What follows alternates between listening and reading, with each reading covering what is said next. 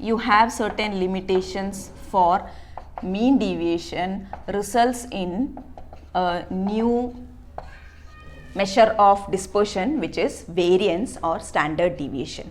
Okay, so the main thing is, in mean deviation we are considering the absolute values of the deviations which we are taking, and for larger values it is not an accurate one, not giving you, or you cannot rely. Okay, so you can say that it is not reliable for larger values.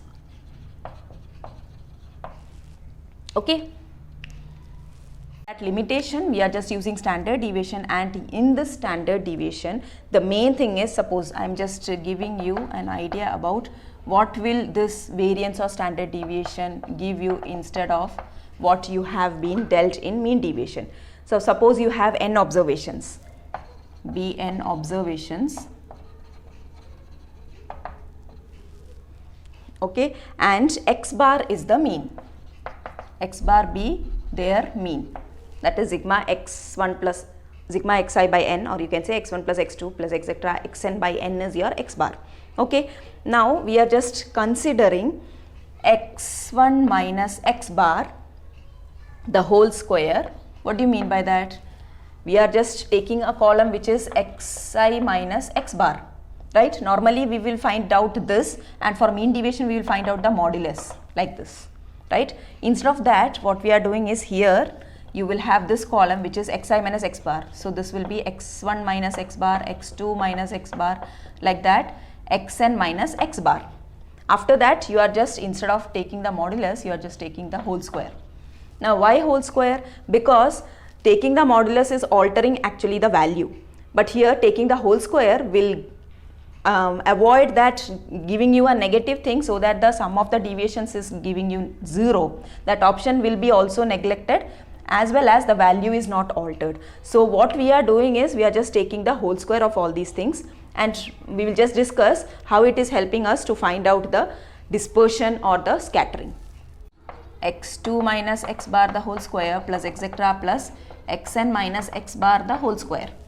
This is actually what sigma I equal to 1 to n xi minus x bar the whole square. I can represent like this also, sigma, or you can say summation I equal to 1 to n xi minus x bar the whole square.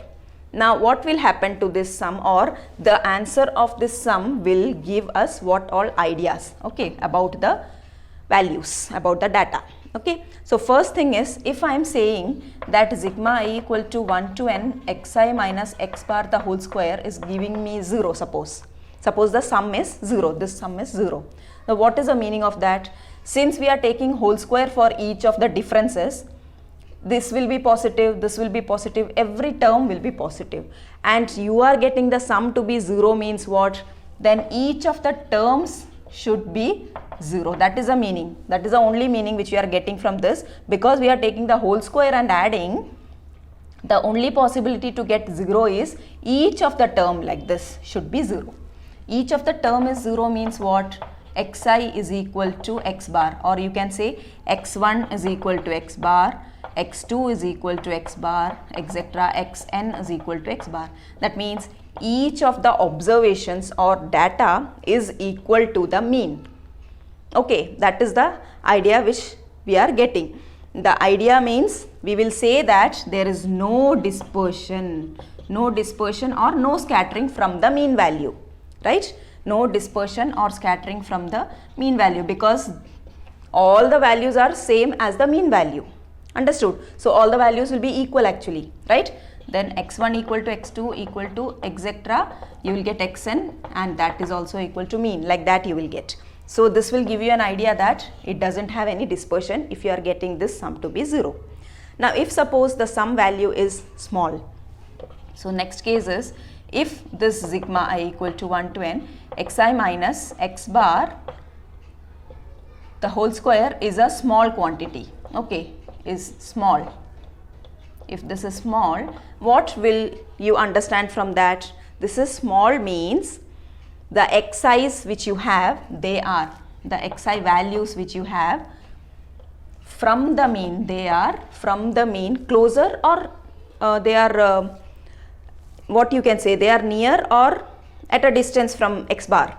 If this distance or this whole square is small, they are very close to each other, okay, or close to the mean.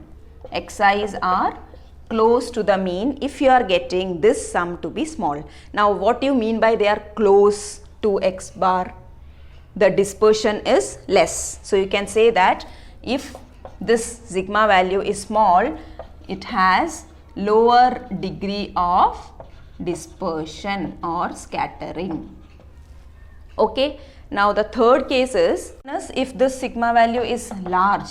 If you are getting this summation as a larger value, then you can say that the xi's are not nearby to x bar, okay, not close to x bar, to the mean or the central value, and that gives you that they have the higher degree of dispersion.